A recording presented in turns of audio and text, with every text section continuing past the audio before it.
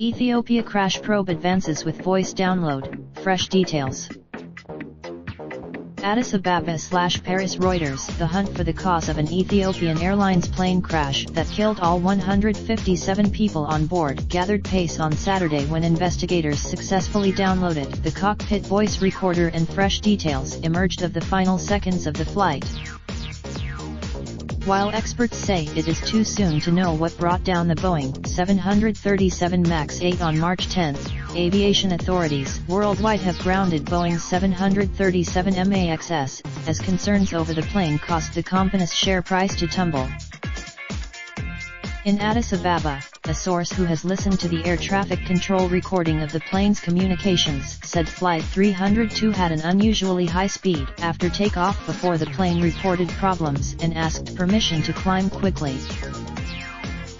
A voice from the cockpit of the Boeing BAN 737 MAX requested to climb to 14,000 feet above sea level, about 6,400 feet above the airport, before urgently asking to return, the source told Reuters, on condition of anonymity because the recording is part of an ongoing investigation.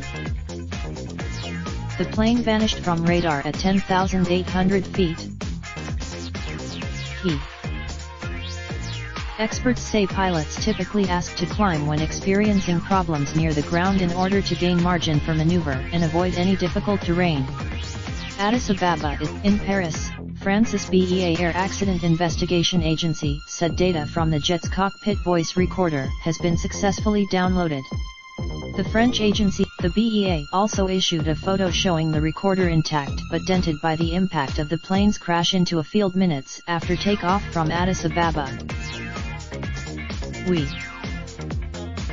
The Ethiopian carrier said DNA testing of the remains of the people on board Flight 302 may take up to 6 months, and it offered bereaved families chartered from the plane crash site to bury passengers from Dogma. It said temporary death certificate had been given, and a final one would be issued in 2 weeks' time.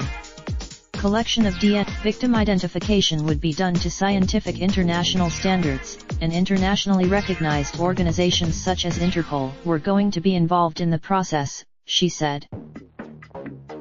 As families await results from the investigation, the airline is planning to hold a service on Sunday in Addis Ababa, at the Qiddish Selassie, or Holy Trinity Cathedral, where many of Ethiopia's past rulers are buried under its pink stone spires. Earth from the crash site. The return of remains, most of which are charred and fragmented, would take up to 6 months, the papers said, but in the meantime earth from the crash site would be given. Around 100 relatives, including the brother and father of pilot Yared Getachew, gathered at a memorial for the victims at the Kenyan embassy.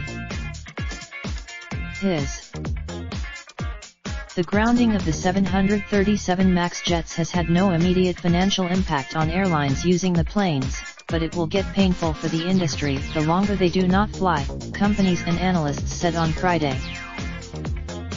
Boeing plans to release upgraded software for the 737 MAX in a week to 10 days, sources familiar with the matter said. The U.S. plane maker has been working on a software upgrade for an anti-stall system and pilot displays on its fastest-selling jetliner in the wake of the deadly Lion Air crash.